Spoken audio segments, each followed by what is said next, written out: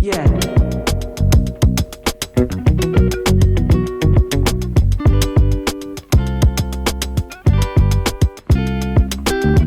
No joke, when I first took this out of its box, I could not stop laughing.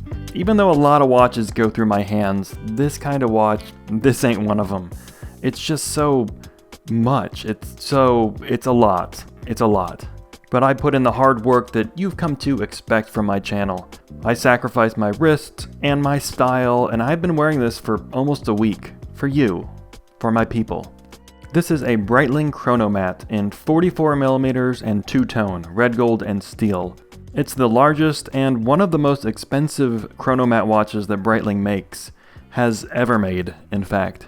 As recent as 2 years ago, I would have ignored this watch, or even more likely, I would have immediately used this as an example of the kind of thing I don't like about luxury watches, and not just the watch itself, but the people and the vibe around luxury goods, the whole luxury lifestyle thing. But now, I don't know, I think a few things have changed for me. One, I've had more experience with Breitling watches. I've owned one, I've reviewed a bunch, I've come to really enjoy the designs. Another thing is that now that I'm over 40 and just months away from being placed in a retirement home, I like gold and two-tone more than ever. This is a thing you'll see one day. And the other thing that happened, last summer I spent some more time in Rome, Italy, and I noticed something. Two-tone Breitling chronograph watches all over, older ones. Whether they were all authentic, it doesn't matter, because clearly the look of older chronomat watches was very popular with Italian dudes, and I found it charming as hell.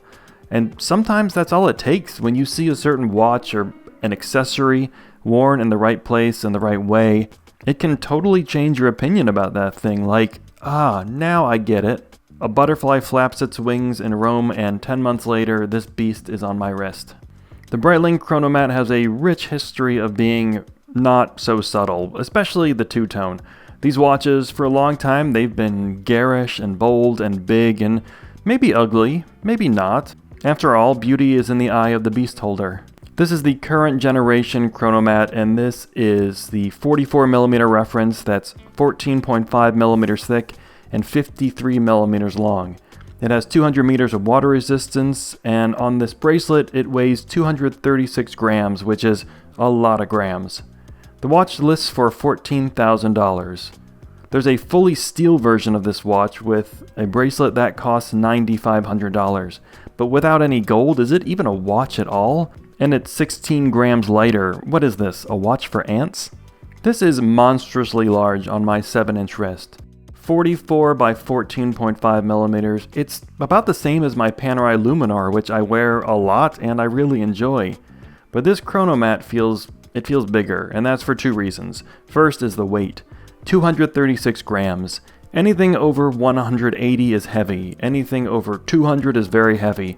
Past 220, and that's what exactly are you trying to prove with this watch territory? And more subtly, something that makes this look and wear large is the widened bracelet. The end links are 22 millimeters, but the first links are about 26 millimeters wide. It gives the watch an integrated bracelet look, which, if you've ever worn something like a Royal Oak, you know that integrated bracelet watches wear big. And then there's the design. Visually, there's just so much going on here.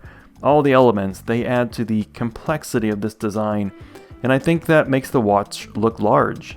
And here's the surprising thing, at least for me. This has been pretty comfortable.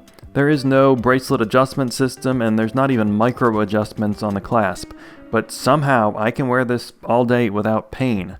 That could be because the watch has some balance. The weight of the bracelet keeps the watch from feeling top heavy. Or maybe I've been lifting weights and getting stronger. Spoiler, I haven't. Inside all the Chronomat watches is the Breitling B01 movement. It's an in-house column wheel chronograph movement. It has 70 hours of power reserve and is certified as a chronometer, so it's long-running and accurate. The B01 has a running seconds hand at 9 o'clock, a chronograph minute counter at 3 o'clock, a chronograph hour counter at 6 o'clock, and also at 6 o'clock is the date. The chronograph pushers use a screw-down safety mechanism of red gold that helps keep the watch water resistant down to 200 meters. And man, I'd love to see someone dive with this watch. That would be pretty entertaining and stupid. I know a watchmaker that once told me, "I don't care what the brand says, if it's a chronograph, it's not water resistant." But I know that Breitling and dozens of other brands would disagree. But that's an interesting point. I actually went lap swimming with this watch. Once I pulled my wrist from the bottom of the pool, it was kind of pleasant and weird to see this on my wrist between laps. I guess I could have used the chronograph or the 120 click timing bezel during my workout, because this bezel is there. It's very there. It's made of red gold with a black ceramic insert. No, not a ceramic insert actually, but several. At least one for each of the rider tabs. That's what these protrusions on the bezel are called, rider tabs. Along the edge of the bezel are red gold screws, 12 of them. Again, there's a lot going on here. And that same red gold makes an appearance on the bracelet. This bracelet style is called a rouleau bracelet. Now, I'm not comfortable with the consonant to vowel ratio in that French word, so I'll call this a bullet bracelet. I'm glad that Breitling brought back this bracelet style. It was on many of its watches for many years, but it only returned in 2020, and overall, I really like it. I find it comfortable, and I like how it looks. It's strange, but it has a confusing charm to it. Remind you of anyone? The bracelet uses a butterfly deployant clasp, and the Breitling logo and the word marks are etched in, and to my surprise, it doesn't pull my arm hairs. As to the price of this watch, $14,000. Looking at potential competition for this is tough for me. I don't think a Rolex Daytona would fill the same role as this. Maybe a two-tone Omega Planet Ocean is closer. It makes much more of a statement, and this one costs $18,000. If you can think of similar watches, speak up in the comments. I've had a lot of fun wearing this watch. Big watches are fun. You should try it. It doesn't have to be $14,000. It doesn't even have to be steel. Maybe a chunky G-Shock can give you the same feel. But despite the fun I've had wearing this, I know this is not for me. So I've been asking myself, who is this watch for, and why, and do they know that they should look inside themselves for strength, and not outside for external validation?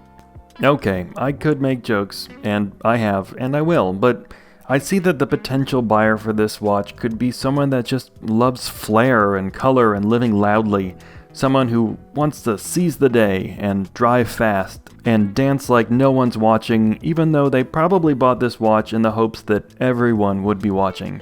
Okay, I guess I haven't figured out exactly when and where this watch would look perfect, but maybe when I head back to Rome this summer, maybe I'll see this watch on someone's wrist outside of a gelateria near the Villa Borghese, and maybe then it'll click for me.